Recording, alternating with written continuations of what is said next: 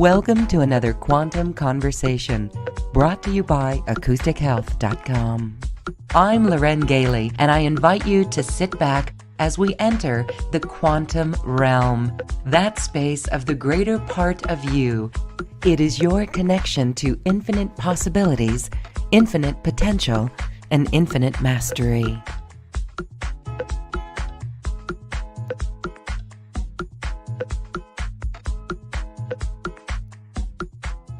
Welcome, everyone. Thank you so much for being here. I'm Loren Gailey, and today is a 111222 day, and we are excited to be here, balancing the feminine and masculine energies, the divine masculine and feminine energies, with the help today of the Arcturians, whose frequencies are brought forward by Jean Ang. Hi, Jean. Thank you so much for being here. Hi, Lauren, and so glad to be here. And hi, everyone. It's great to be connecting with everyone here in the new year to kick off the great patterns and energies, and to talk about the divine feminine, divine masculine. Yes, it's an interesting year. Sometimes it seems almost as if the old paradigm is so done and over with that the old rules don't apply in any way. Are you noticing any shifts like that in your life with systems or upgrades? How's that going for you? Oh yeah, definitely. I think just myself and talking to people, and of course, it's hard not to look at the news or just see what's going on the planet or tuning in. And I feel like speaking of maybe the framework of timelines, there's many, we think of just the near future, like many possibilities, like when we make a decision, at least we know there's two possible timelines. We could go to a restaurant or just eat at home, like something simple like that. But of course, there's much more complex things that are happening or decisions. And then there's things that are happening that we know we're making that we're not even conscious of when it becomes more complex. But I think because everyone is much more fluid now, things aren't as set, it's a lot more difficult to foresee like solid timelines. And that's kind of a new feeling, I think. It can be disorienting, I think. It's a little bit like jumping out of a plane. So, kind of have that free floating feeling that there's not so much solid ground under you, subconsciously, because the timelines are so much fluid. But I think more and more people are getting used to that, and I think that's a great thing. I think the spirit world is a lot like that. So the help of spiritual consciousness and higher beings such as the Arcturians and other people's guides can be really helpful during this time.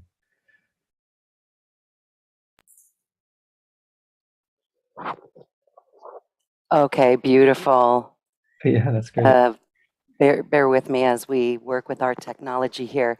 This is a beautiful case in point with the technology. I've noticed a big upgrade in systems already this year, and it is interesting with the timelines. So thank you for sharing on that.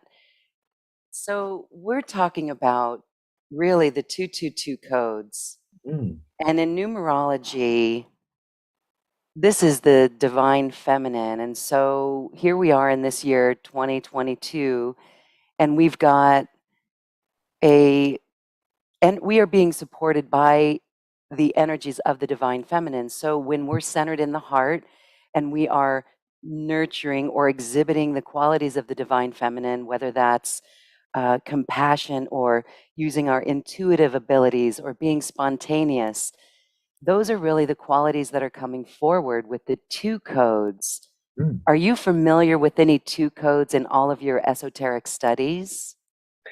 Oh yeah, yeah. I definitely have been feeling like the spiritual beings can, definitely come through, or we might like focus on the angelic beings. But any spiritual consciousness, even ourselves, can come through numbers that might show up on the clock. Or a lot of times I'm timing like transmissions, and I'll just look over and there'll always be an interesting sequence. It's usually because there's like four numbers, because I'm usually timing like 50-minute transmissions. It's like 2424, or like you said, 1111, which is very now used. I think our consciousness is coming through that. But I think they call them doorways esoterically.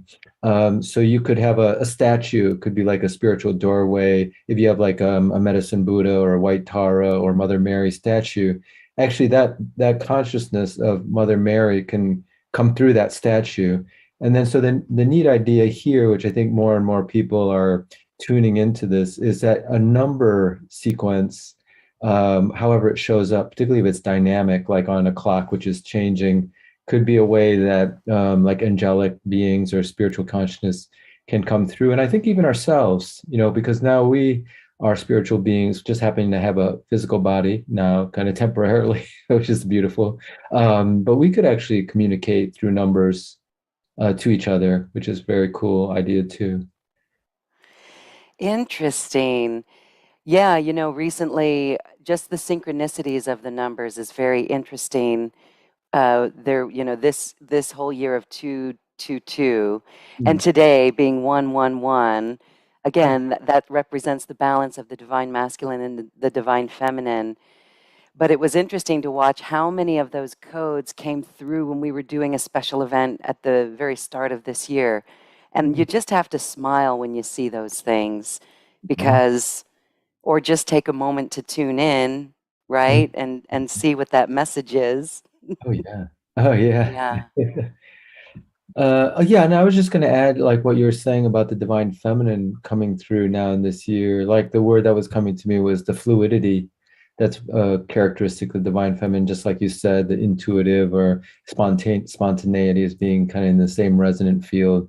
But I think like this idea that I had been thinking about with the timelines being much more fluid and not set, globally in our super consciousness, because we're all interconnected. So even though we don't know other people are making their decisions, like if we're going to meet someone in the near future who we don't even consciously know, they're making decisions so that we like eventually will, and we're making them so we eventually like meet up.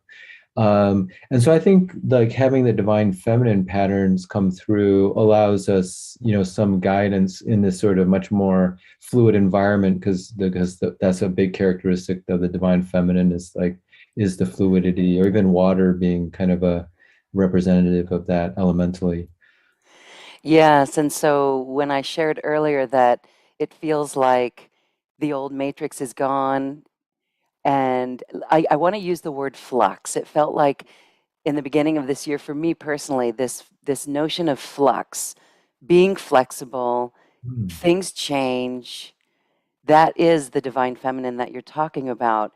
And it's interesting because we live in a calendar world where we have to show up for appointments like this, but yet the creation that can happen in those times of flux or by not following the old patterns, that's the creation that we're talking about. And so, what an empowering year for great change. On one side, in the outer world, we see in the 3D that there's a lot of dense stuff still being cleared, Hmm. especially in the collective. But in our spiritual community and from the higher realms, we're being shown that we are being supported in new ways of collaboration. So, what are your thoughts on all of this? I mean, that is hopeful if we can maintain the light within us in the face of everything. What is your protocol for that? Oh yeah, I love that. And I think everyone is like developing, yes, their kind of new operating system. We're all being upgraded, maybe like you said, nudged in a very strong way to upgrade, regardless how you feel about that. But I think we all are upgrading, and like you said, and even subconsciously or superconsciously, that's happening. But one of the things that I find interesting, and this also is along these esoteric lines, is whatever plane, the plane of existence, meaning dimensions. And here, maybe we've been using a multi-dimensional model. But so on the physical plane, it seems like things, like you said, are much more in flux. They could be in a kind of what we might call a dissolution period. Things are kind of dissolving out. And we see that in our lives in various degrees. But that means in the inner plane, like the next plane related, it's a creative cycle. And so like in the inner world, or like you said, the spiritual world that's supporting us, there's much more creative energies than because that's this yin yang balance, masculine and feminine balance. And so then if you tap into that creative energy or force in the inner world, like we've been doing so many more mastery empowerment classes. I was just reviewing the years we've been together. I think we started out like I would just meet up every quarter, I think, with you, and now we do one like every month. And actually, like you like meeting more people online because most people have gone online, and so there's a chance to take that what's on one plane, a dissolution cycle. That means there's a creative plane on the inner cycle and tap into that, and then kind of produce even more during this time. Yes, that inner cycle.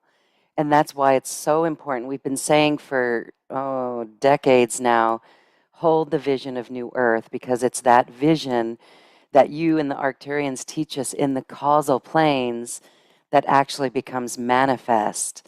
And this is the work of all the light workers who are joining us. Isn't that amazing? The beautiful work that everyone in our community is doing just by holding that light. So here we are in this new year, and we're getting ready to do another Mastery Empowerment course with you. And as we do this, this one's interesting because it too is a balance, and it's a balance with how we move in the world, in our physical body, in the way that we sleep, including our dreams, and also the way that we nourish ourselves. So, can you share with us the importance of these transmissions that are coming up, and why now? How did this come to you, Jean? Yeah. Well, I think in the new year, it's like the beginning of any well, we could these of course are random, like how we set a time frame, but of course collectively we are in a new year or a new part of a year. It's great to set down patterns, particularly fundamental patterns that then will just kind of work subconsciously, superconsciously throughout the entire year. So a lot of traditions will do sort of prosperity events or clearing, and then some kind of prosperity or energizing of new intentions. And I think we had done some of those. And then this is along kind of this peak performance line that I think we've had other mastery empowerment classes. But here I think it just to go to something very still esoteric and fundamental, and then the title is very practical, the eat, sleep, and move. But back to kind of more even the sacred geometry, you sort of have like in the circle, like if you go around a circle, particularly clockwise, usually if you start at the top to the, like say 12 o'clock to 6 o'clock and you're moving down, that's usually a creative cycle. Like we've done some of these in other classes, but that's kind of north to east to south if you put north at 12 and south at 6. Anyways, if you get that feeling that you're going down the clock, that's usually a creative cycle. And then here, if we were to think of it practically in terms of this upcoming Mastery Empowerment class, that I would call is like basically movement, like we're putting things out into the world. And that can be just in our own system. And then from 6 to noon, back 6 to 12, you're sort of basically is like a dissolution cycle. It's sort of like things have to kind of go back into the spirit world that are manifested. And so in this case, it's sort of like the eating or the digesting. We sort of have to reabsorb things in a sense. And then the interesting thing about the circle is the middle.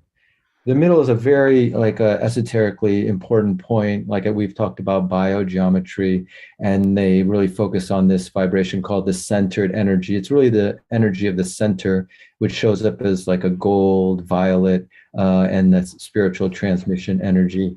But that centered energy is where we rest. And we like, and from the center is also the witness of everything that's going on. So another kind of force of nature that's kind of part of the sacred geometry is if you think of the cyclone, this is like everything speeded up almost to light speed. And you see the tremendous amount of power when you go in a circle like that, which is a cyclone, is a force of nature with so much power. And you're basically going through creative cycles and destructive or dissolution cycles over and over.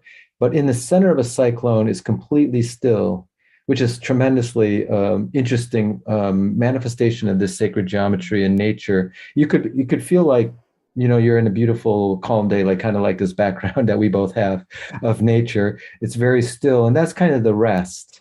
When we get to this more practical aspect of the transmission, I'll kind of refer back to the sacred geometry, but that's where you're resting. So you have to have all three components. Okay, very interesting. The sacred geometry of it all, and you will explain more of that when we go into a process here. I wanted to have you share more on each of these aspects too. So, again, this is Arcturian performance transmissions that we're talking about, a little mini course today with Jean. And so, the what I love about okay, the reset then would be the sleep, right? The sleep and how we can work with our dream space and pay attention to our dream space. And that's very interesting. So, can you share more about the science research behind sleep and performance? Yeah. Well, I think more and more that's become important. So we went, like I started off with this more very esoteric idea of sacred geometry, multidimensionality, which I think is great. It's a good, because we're talking about patterns to refer back to. But like now shifting all the way to the other side, which is just the like downright practical aspect of these three levels. And I'm glad you started with sleep, or maybe I also kind of felt that is a portion that people are beginning to realize. Maybe it's almost too self-evident, but there's a thought form I think that was out there, probably in certain cultures. I'm sure ours here, like if you live in Western culture, America, or pretty much anywhere modern culture on the planet, there's this idea like if I work hard, somehow I'm morally better, and if I'm not sleeping as much, somehow I'm like, there was this kind of like overly hard work ethic, and then sleep was kind of like really brought down to a minimum as a like almost like a badge of work. I don't know if that's still in place, but all the science goes against that, and particularly if you're trying to actually be more productive, that creative cycle, you actually need to go back to the center. And on a practical level, you need to get like adequate sleep. It's not necessarily time. Time is kind of usually used as a marker. Sometimes it's also depth, which we can talk about. So you could have like a 20-minute nap, but if you go really deep and go through like all the different stages of sleep, that's probably more, of course, people would find the self-evident on reflection, more effective for refreshing, recovering than like, let's say, 8 hours of kind of bumpy sleep where you're not really going that deep. And so it's not necessarily always linear time, although that is one factor. So I think this aspect of focusing on that, even on a very practical level, will make all our output much more stronger. And I'll just say a couple of markers, not like citing the research, but depression, uh, um, memory, and general overall mood, physical performance, all the way to like, professional athletes being tested. I'll mention the Stanford study later. All improve when you get more sleep. It's just like a given. But the question is like, we can talk about it, how you practically do that in this day and age where there's so many other things you could be doing. And just to say, the transmission is meant to help all these levels. Yeah. Yes, all these levels of that we're going to talk about. Hold on, I've got a little glitch here. There we go. All right. I love the fact that you mentioned the 20-minute, even a 20-minute nap, if it's done in a way that allows you to go through those cycles. It reminds me of, living in Taiwan in my younger days, and everyone in the office would take a lunch break, a nap break at lunch. Literally, the lights would be turned off, and everyone would put their head down on their desk, and that was nap time. And that's an ancient culture. And we also have the siestas in Latin America and other places around the world. So somehow in our Western world, we've given up that sleep to work hard. So we're busting through that paradigm. It's wonderful to see that it's coming back and that it's related to the dream state and the creative state. And I know we've talked about this before, but isn't it interesting that oftentimes in that dream state, and I know we talk about this in the yoga, dream and sleep yoga course, but that dream state, sometimes we are working on things that we are bringing forward in the world or going through learning curves from the 3D world and really, combining that causal world with our 3D physical world. That's interesting. Oh yeah, yeah, you brought up a great point. And so just to kind of touch base, like yes, so there's kind of these transmissions that are very practically called sleep and then eating, or I was trying to think of a more interesting word than that, but it's kind of digesting and then the movement. But back to the sleep. So all of those are being looked at multidimensionally. And I kind of started out by mentioning like the physical level of just getting more sleep and the effects. And that's sort of what the science backs up now. But like what you just had moved into is now these multidimensional effects, meaning like emotionally, mentally, like being able to review or do things, and then causally and spiritually, like even visiting other astral planes. And then finally, even at the divine level, which is the sleep yoga, you can enter our like what is called the base clear light consciousness. So you could actually like even meditate with the enlightened consciousness during your sleep. So there's all these other multidimensional avenues to explore during sleep, which we'll talk about in the transmissions help. But just to say, like one of the upgraded things that we had worked with the dream and sleep yoga, like you mentioned in the previous, I think 2 mastery empowerment classes, is speaking of timelines. Since there's so many timelines, let's say someone has a very important meeting in the next 3 days. Before you go to sleep, you can ask your astral body, or like we kind of have this technique in Arcturian healing method called the double.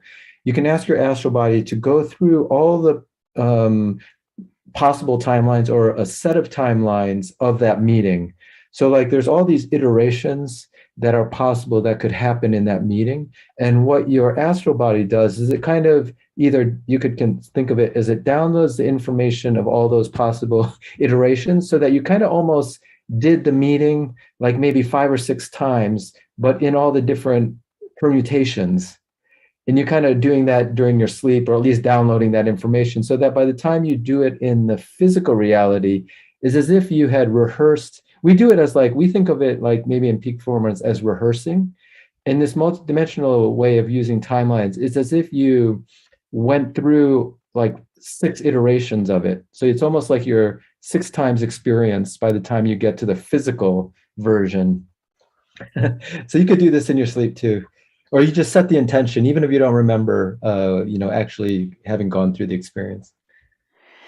And so if we're working on those multidimensional levels, we may not even be consciously aware of that multidimensional work that we're doing.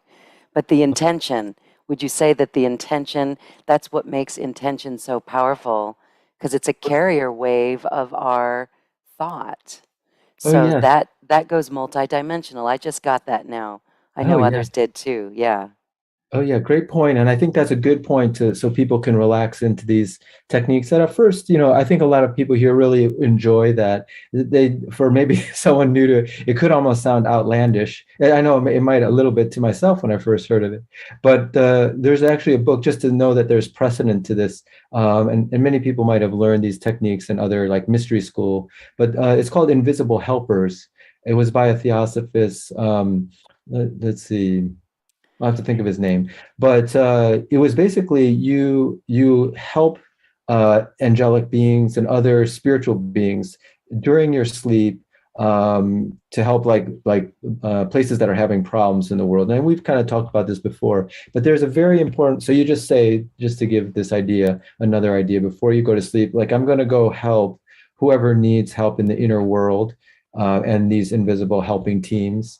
You just make that intention. And then you could also say like, and I'll remember whatever is important to me when I wake up. But he says very specifically that you don't have to remember anything that you've been doing to be effective.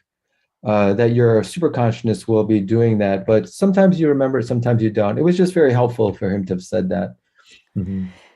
Yeah, because I know that's another big question too. How do we know and do we have to remember?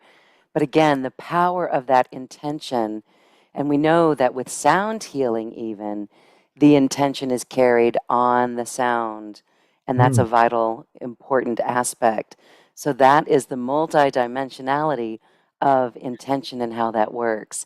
Okay, all right, so in the eat, sleep, move, then the eating aspect, this is interesting. Can you talk about those transmissions? Yeah, yeah, I think in many respects, of course, I think I'll just start with the multidimensional model. You know, we have these things called she's, or they usually like we've been using it with this seven planes of nature model, which is, I've been talking about the physical, etheric, emotional, mental, causal, spiritual, and divine levels. But in like if people have studied yoga from like the Vedic or Indian tradition or other mystery schools, they have these, they sometimes call them the subtle bodies, or they in yoga they use the term sheaths. They actually like almost like like a corn husk. You have a sheath, and you may have like four or five depending on the model, and then these sheaths are made out of whatever substance on that dimension you are absorbing. So if you could call this transmission the absorption transmission, just so that we're more conscious, like on our physical body, we probably know this, but maybe on reflection, like whatever we're absorbing through like eating, physical eating, it basically becomes us on the physical plane. It doesn't become our true self, but it becomes our physical vehicle. So, it may take some time, but over time, whatever we've been absorbing becomes our physical body.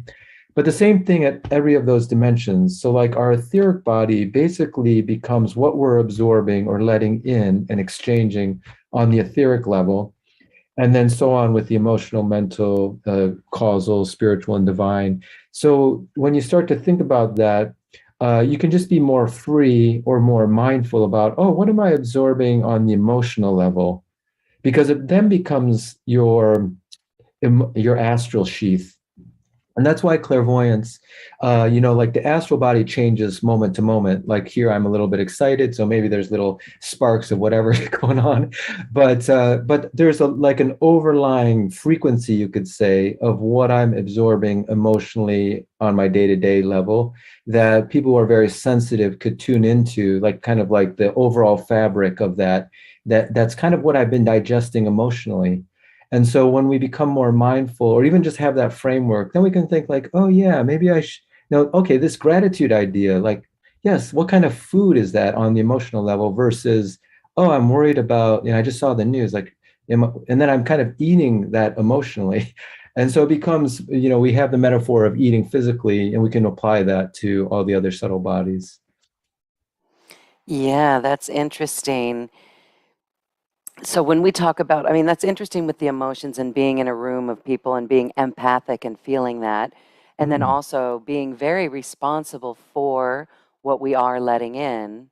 But Mhm. it also brings up food that we eat out in the world, restaurants or cooked by other people or Mm. even ourselves, Yeah, and how there's a practice of blessing the food, which yeah. began by prayer, right? The prayer over our meals.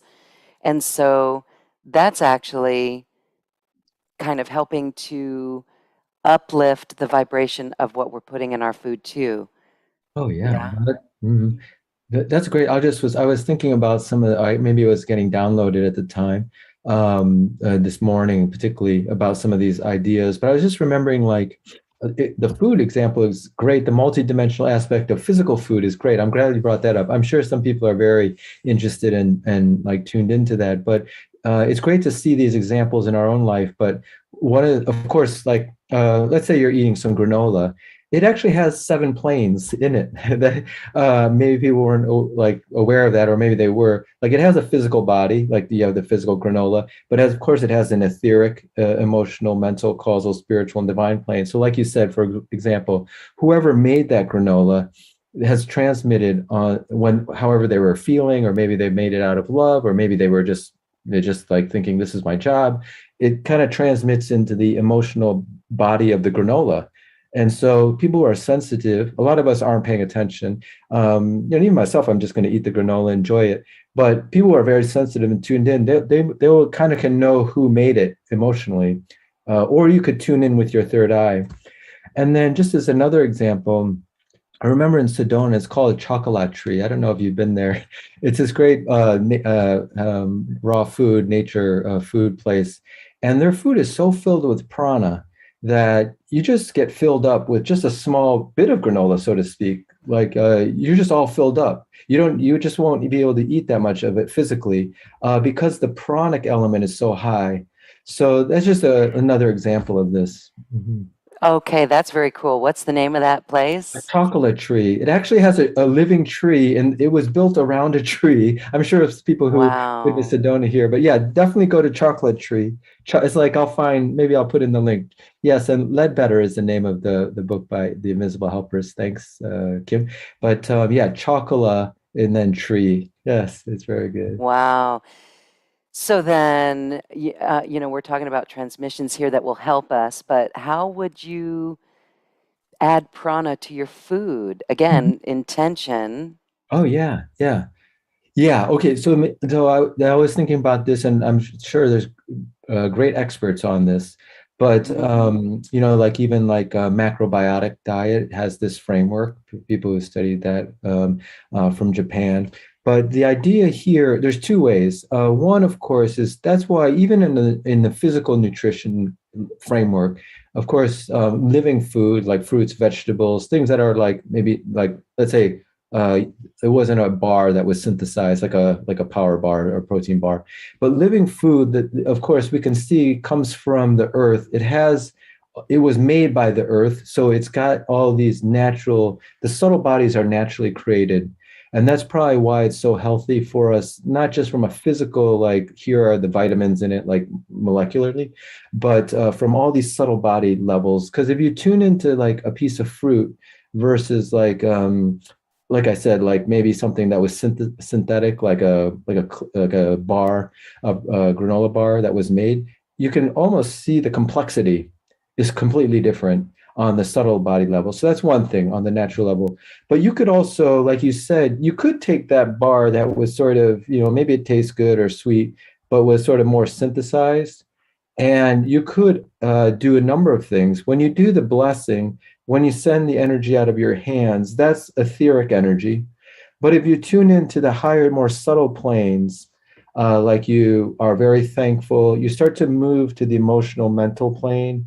Like you realize, like if you go to the causal plane, if you have the realization, like, wow, look how many things had to come together to put that like protein bar together. Like someone had to think about it, manufacturers had to come to it, someone at Trader Joe's had to sell it, and you're very thankful for all that interdependence. You're now blessing it on the causal level. So then, you could transform that into something that's, very beautiful to ingest, like you said. All right, beautiful. Thank you for sharing that. I know there's many people who do that work, and it is all about the multidimensionality and how we work with our own multidimensional aspects. Okay, so then we're going to do another transmission again, just letting everyone know we're going to start that shortly. But let's talk about the third item, the third transmission that you specialize in, and that would be the movement. Mhm. And I find this interesting because whether we like to move our body or not, it's just something, it's some kind of movement, whether you're into sports, weightlifting, walking, or just something. Maybe it's just as simple as yoga or prana breath work like that. But movement, tell us more about this. Yeah, yeah. We'll go back to the geometry, like the geometry. It's simply like the out breath. So anywhere like we'll like we'll move to a different plane, not the physical one, because that's a little bit straightforward. Also, there's so much thinking about that there's some kind of maybe blocks in there. But if you just think of like on the mental plane, like what am I putting out in my thought form? That's the movement. That's an exercise. Like what kind of Uh-huh. thoughts am I putting out? That would be like how the expression. And a lot of that's the whole creative aspect because whatever we're creating in the world, and everyone probably has a very dynamic project, either they've been thinking about, they would like to put out, or they're putting out. Like just even all of us getting together started out as a thought, like, oh, I'd like to join that. That was like you put that out into the universe, and then maybe you're showed up here, or you listen to the replay, and we're all in the same vibe, and we're creating that vibration that gets put out to others, people who we may or may not, or they may or may not know consciously are connecting, but maybe they have a better sleep tonight just because the vibe is in the environment. So so that's it's all about what we're putting out, the creativity, and we will go over like the physical movement, but of course, if you maybe I'll go to the etheric plane, the pranic plane. So they usually call that the opposite of that, congestion. So like if a chakra is spinning, it's basically like my throat chakra is spinning. It's sending energy out and it's absorbing energy out. It's like an energy information exchange. A lot of people probably know this, but the just to demonstrate the point, you need as much equal outward as you can inward. And so if one of them gets one, if that balance gets off, then this, let's say the balance of projecting outwards gets off, then it becomes what they call congested. And like healers will feel that or try to clear that. And a person may feel that too. They may feel like something's kind of holding them back. And that could be because maybe like a thought form when they were young, like, oh, don't talk. Oh, like I was blocked from speaking my truth. And so like when that's released, that's another aspect of the creative or movement. Yes, great. I love that because, sacred geometry, the movement is that creation where creation moved away from itself. So, really, what we are expressing, I love that, being very careful of our thought forms. And so, here's these transmissions. We're going to do a little mini transmission with you, and we'll let you and the Arcturians tell us what we're going to experience. But I love this because they work on us multidimensionally.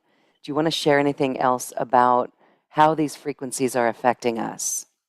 Yeah. I think maybe we'll definitely do a portion of the sleep transmission here with a specific intention first for good physical sleep. I think everyone would love that. Even if you're really sleeping well, it could just be better. But also if you're not sleeping well, that could be a game changer. I'll just say like when I was in graduate school, very intense academic environment. The one secret sauce was I because I had like read a couple of books on sleep, was sleeping long enough, and it meant like I slept really early, and that just makes your brain like right up, like for your physical brain, not the multidimensional part, but of course we love the multidimensional stuff, but like intellectual, like really thinking, having to think, it's sleep. There's like no secret anything better than that. So anyways, so the transmission will work on that, and then also I think it'll work on this portion, like for people who want to become more, begin working. I think we're always working in the inner world, even if we're not conscious or making that intention. But for to like increase that or make that activity, either increase it or for learning purposes and make it more conscious so we're aware of what's going on. So I think, and then we'll kind of see what else comes through. But I think it'll be the sleep transmission. Okay, very interesting. And so when you say earlier, so Mhm. go to bed earlier. Well, yeah. So some of the things which we can talk about too, I think that will happen also definitely in the master empowerment class. Maybe people have questions here, but like some of this, particularly with well, any three of these topics have to do with like just like what are the tricks of the trade? Like, okay, sleep. Yes, I know I need to get more sleep because that's probably been like in the news and so forth. But the whole thing is like, how do you get that? because they're like, now we've got so many good things to do otherwise, like usually the internet or whatever it might be. So what I would do was just I would like be sleeping. I just made myself go to sleep like usually like 9 because I would wake up very early. That was the other thing. Because the other thing that helps your brain, this is very specific for thinking, is exercise, some form of physical exercise, because your brain uses the most amount of oxygen of any organ. So just by getting that movement, particularly in the morning, then the rest of the day was all study and work and like very intellectual things like when I was in graduate school. So I found like I would have a peak for almost like till 3 p.m. Where I just was like really sharp on the brain level. So those were the two things. So I had to go to sleep early to get enough sleep, and then I would make sure I exercised the first thing in the morning. And then you get all those, even though it's difficult during the time of exercise, after a while you get used to it and you really enjoy it. But it's all those hormones and neurotransmitters after you exercise that you can't find any kind of supplement or that will give it in the right balance.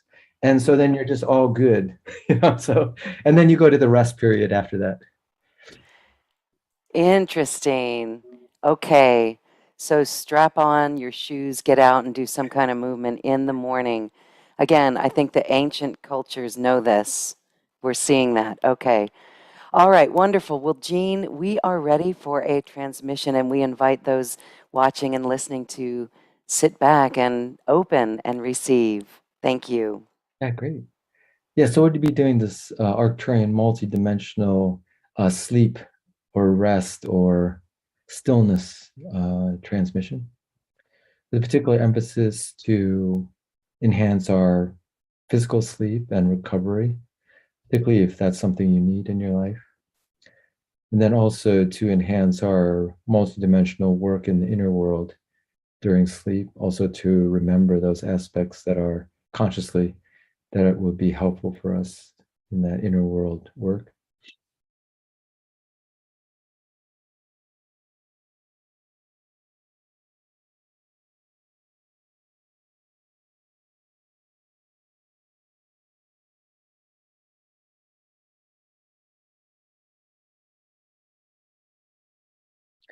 Yeah, so we're beginning the first of 3 deepening phases of the Arcturian sleep transmission.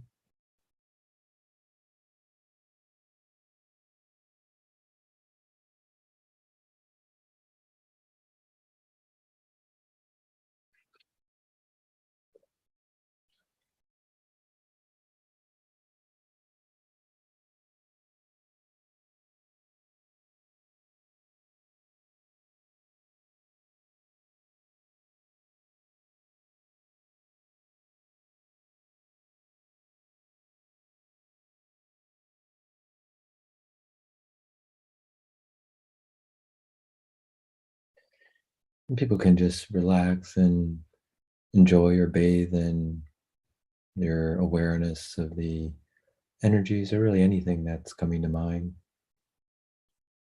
Just knowing that your 7 subtle bodies are being bathed in this enhanced energy and glow and positive patterns,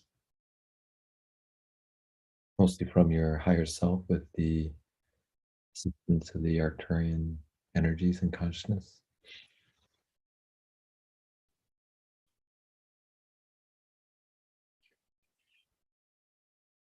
Now we're deepening into a second cycle of the Arcturian sleep transmission. Also, if you have any specific intention over about sleep or rest or recovery or healing or being the center of the cyclone, the stillness, your divine nature, you can set that now.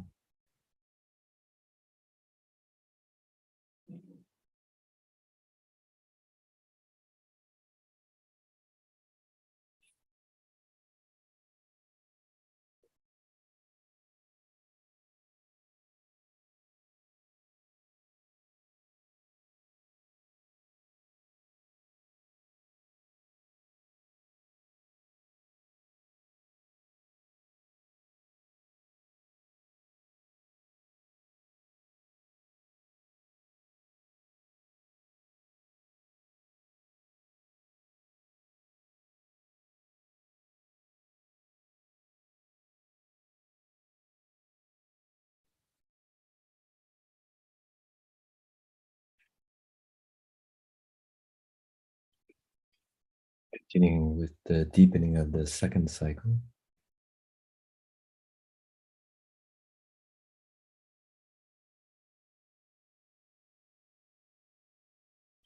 Here we're also enhancing, there's an aspect of our etheric body that's called the time body or memory body. And it helps to remember our dreams or remember what's going on in the inner world while we sleep so that our brain can become aware of that. So we're enhancing that subtle body.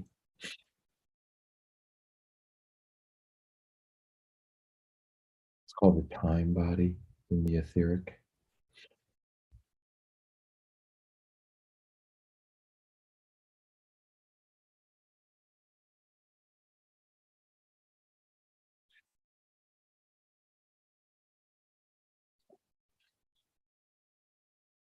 And finally, we're deepening into our third cycle of the Arcturian time transmission.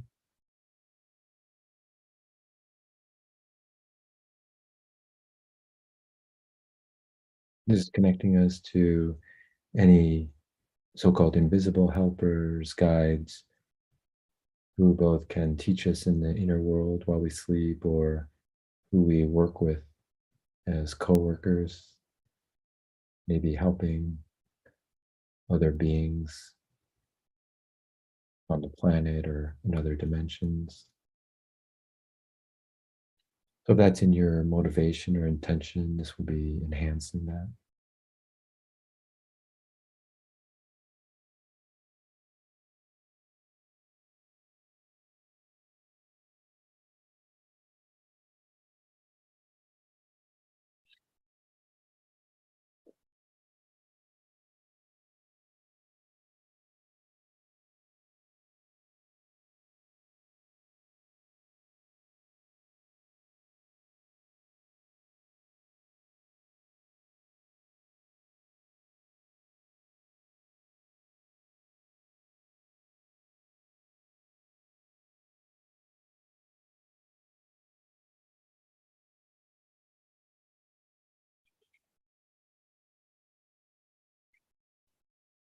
Great, and that ends the transmission there.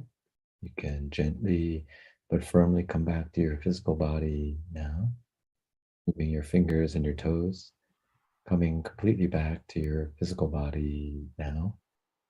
When you feel comfortable, you can open your eyes, snap your fingers.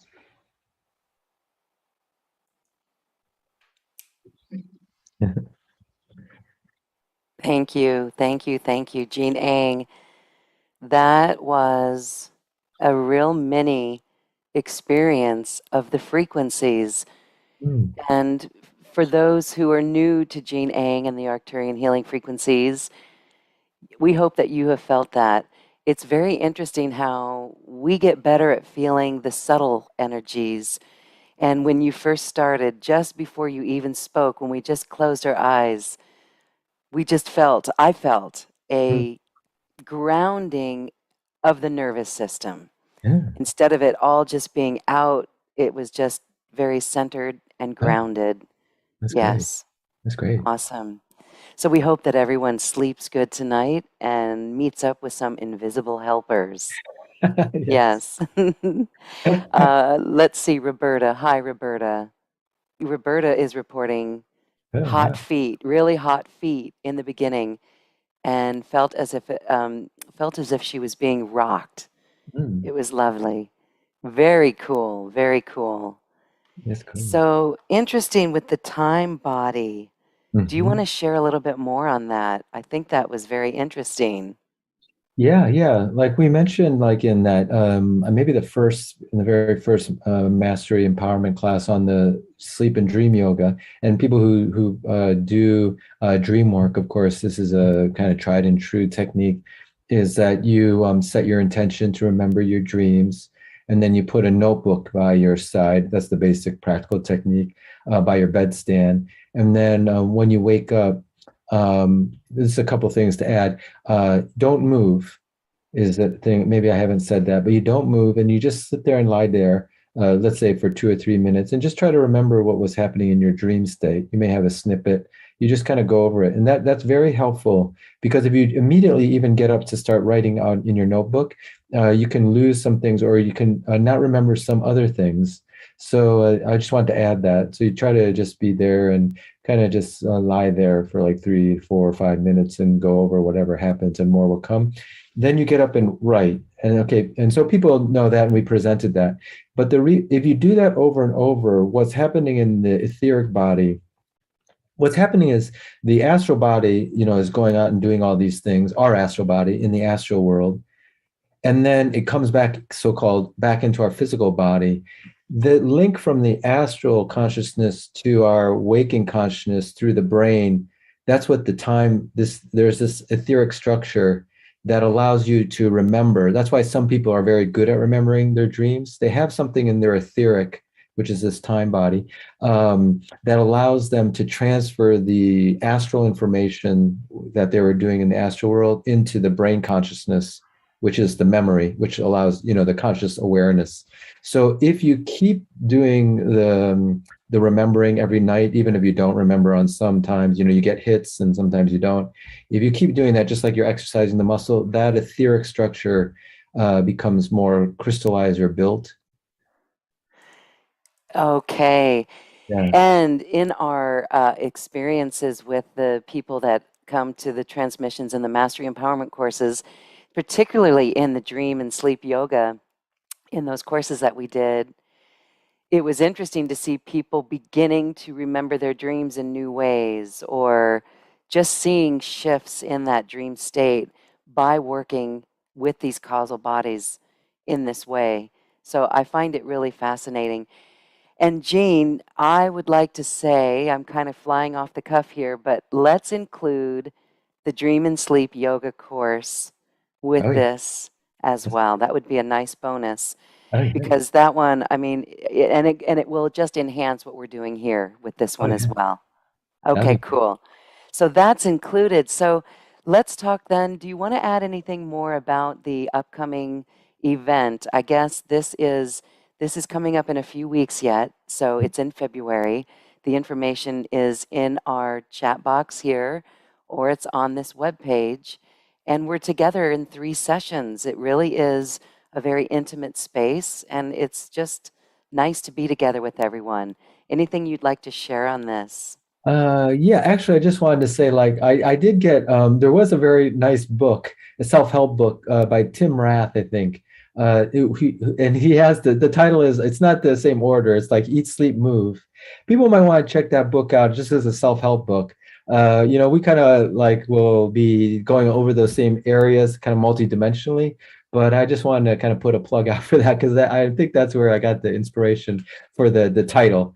So, but speaking of the sleep and dream, I think that the interesting aspect, and this happens during the mastery empowerment classes in general, is even though we're meeting for those 2 hours, what happens is if you also incorporate the sleep and dream practices, and so I'm so glad that people will be able to, who haven't seen that. I know a lot of people did do those classes, but who haven't will be able to at least get some taste of that. Is then those 3 days, you're subconsciously always working because the transmissions work on all your subtle bodies in those learnings. But then if you do the practices, you can like kind of distill consciously, oh yeah, what was I doing super consciously or subconsciously, particularly in my sleep state. But even like when what we're talking in our waking state now, there's other parts of our subtle consciousness that are doing things. So it's just a way to kind of, how do I get access to that information consciously? That's really what I think is one way to think of the practices. And so I think that's why even our meetings, I would say, are multidimensional. Okay, very good. Well, we invite our listeners and viewers to check out the Mastery Empowerment course with Jean Eng. This one is the peak performance transmissions, Eat, Sleep, and Move. And it will include the Dream and Sleep Yoga 1 and 2. That's a really beautiful gift for those who haven't had it. And if you have had it, watch it again. And again, see what happens in the dream space.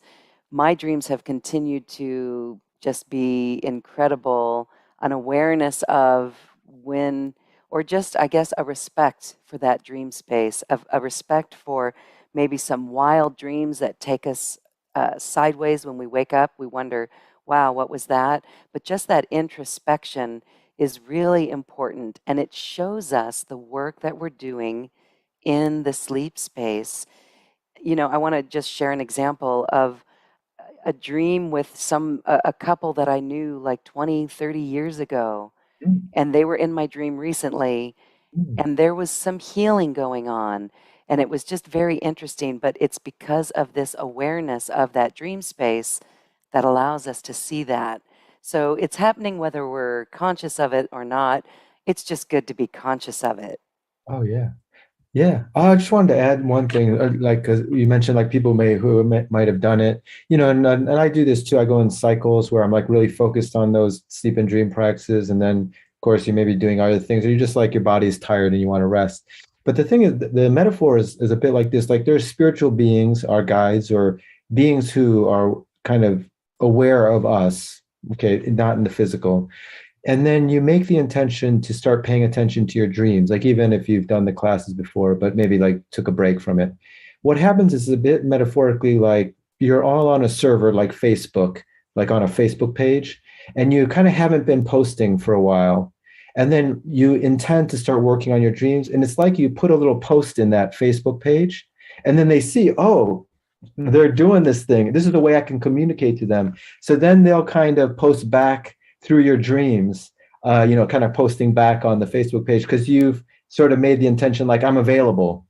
So I think that's what happens, and that's why it can be so dynamic. And the thing is, with this spiritual consciousness that I'm mentioning, like even the Arcturians, they don't have to show up as a figure in the dream. Like there might be an expectation, like, oh, if I'm going to work with Archangel Michael, I have to see something like a Michael in the dream, like, but the dream itself is Michael. So like it could be like meeting your like a couple from 60 years ago or 30 years ago who are your friends. That could be the Michaelic consciousness presenting itself through their consciousness, through the interaction and through the learning. I just wanted to mention that maybe people knew that, but so Okay, very good. Thank you. It's just fascinating. And so we invite those to join us in this next transmission series. And now I would like to say or open this up for a couple of questions. If anyone would like to ask Jean a question, go ahead and raise your hand in our participant box, and we can open this up and let you share your question. It's very interesting. The author of The Invisible Helper, one more time, was Ledbetter. uh, Okay, C.W. Ledbetter. Just wanted to answer that question.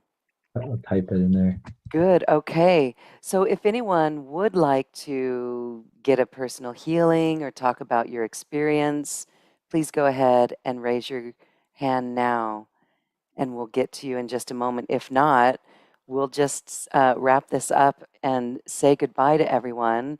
But Jean, I just wanted to thank you for this. And on our 111222 day, your protocol for balancing your system, is it really what we're talking about today with the eat, sleep, move? I mean, this is what you do in your life.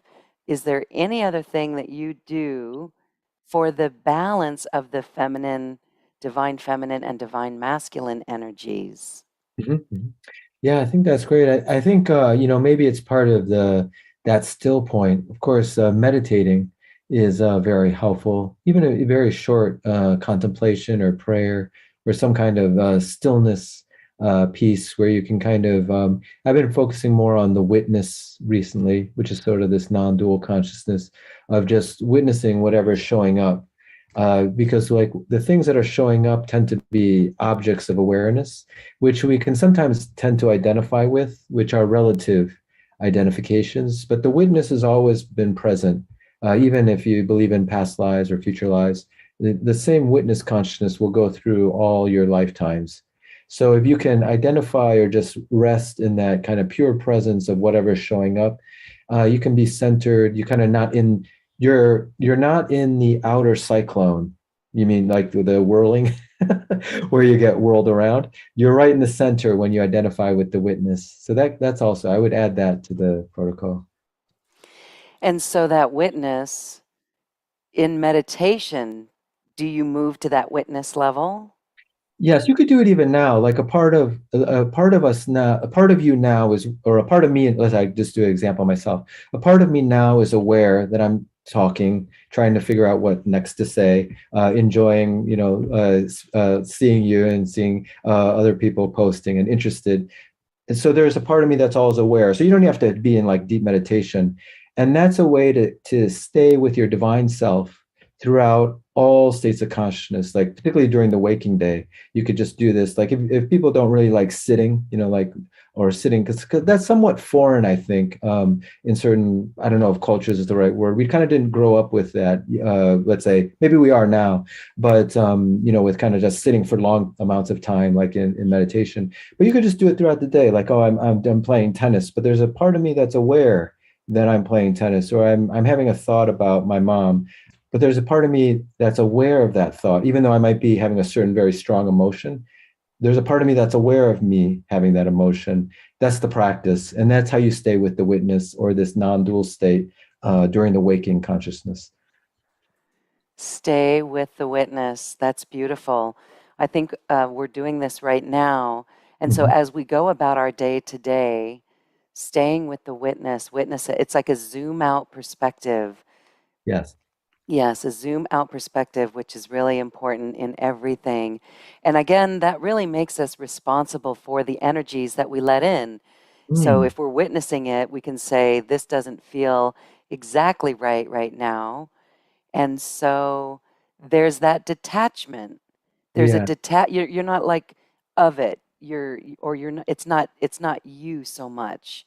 Yeah. You see what I mean? It's like you don't let it get you so personally. Exactly, exactly. And there's another aspect that also is very, I had intuited this, or maybe it was a message sent by maybe some helping beings, but like you get a text, I'll give you like the example. You get a text or you get you're talking to someone or something happens and it really hits you the wrong way. And it might really be the wrong way. But like if you're not in the witness consciousness, if you're like right involved with your thoughts and emotions, you might like hit back. Like you might say something or text back or do something without like giving it that space that you were talking about. What happens is the higher beings who are working with you, let's just say your heart, holy guardian angel, if you can give it the space, then the spiritual beings who are supporting you have a chance. Like if you were the guide on the spiritual world working with someone, if the person goes right into it, you're like, oh, wait, like I could have done something to change the energy. But if you give it the space and not like react right away, let's say on the physical plane, then your spiritual guides can help to change the pattern. Sometimes they call it the fate pattern. And then when you're kind of either in a more calm state or even when it's a couple seconds, or it could be more, then you can hit a better timeline or a better fate pattern. Isn't that wonderful? Yeah. That's really great. That witness experience, that witness stance, that witness perspective, that's a very powerful tool. All right. Thank you, Jean Eng. Oh, yeah. Well, thank you everyone for being here. This has been a beautiful day, and we thank you for your light. It really matters. And we are getting there, and you are changing reality with your love and with your light. Jean, as we say goodbye, I want to allow you a moment to wrap up and share any thoughts. Oh, yeah. I saw another question in the Q&A box. Should I answer it? Yes, Oh, actually, thank okay. you for that.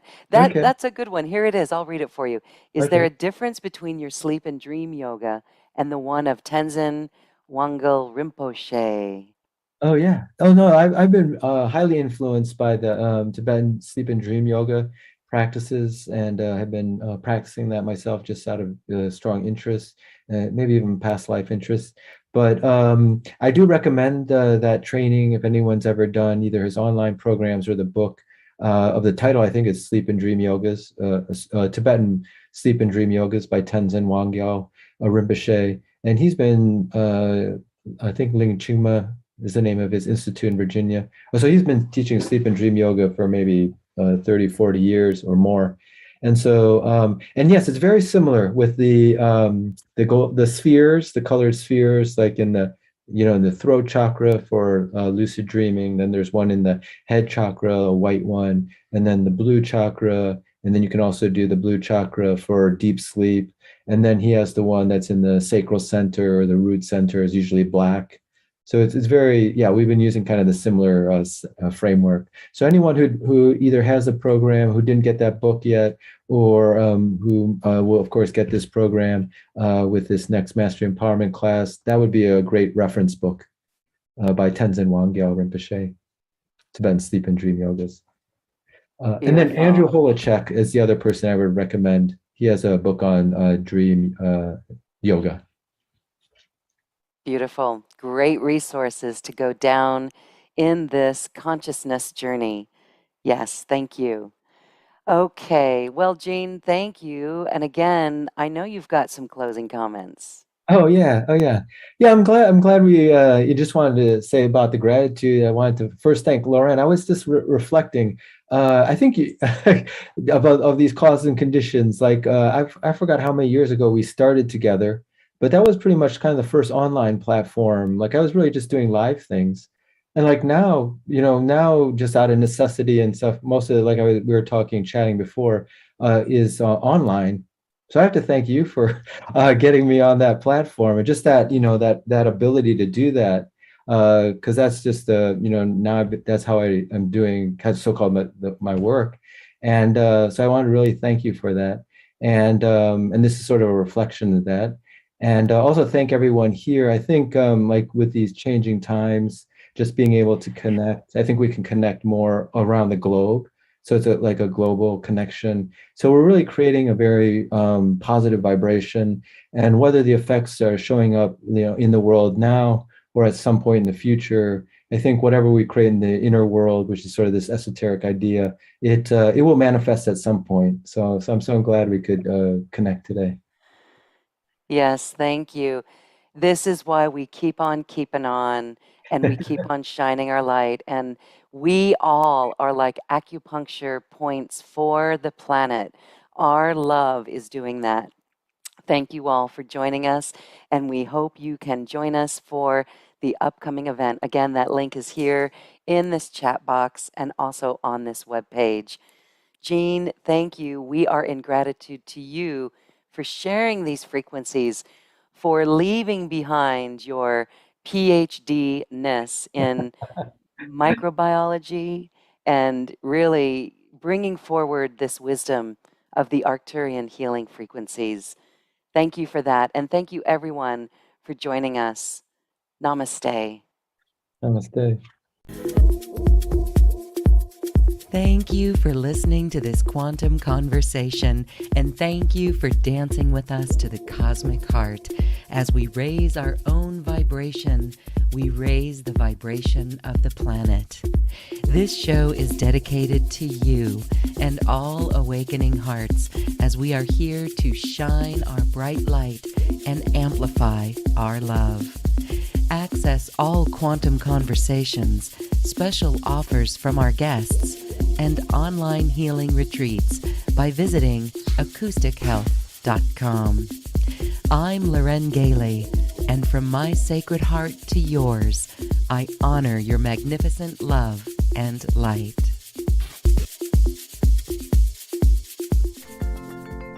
We leave you now with music from the universe. Music literally created by the universe, as musical notes were assigned to mathematical equations. The result is this beautiful music, available at acoustichealth.com. Namaste.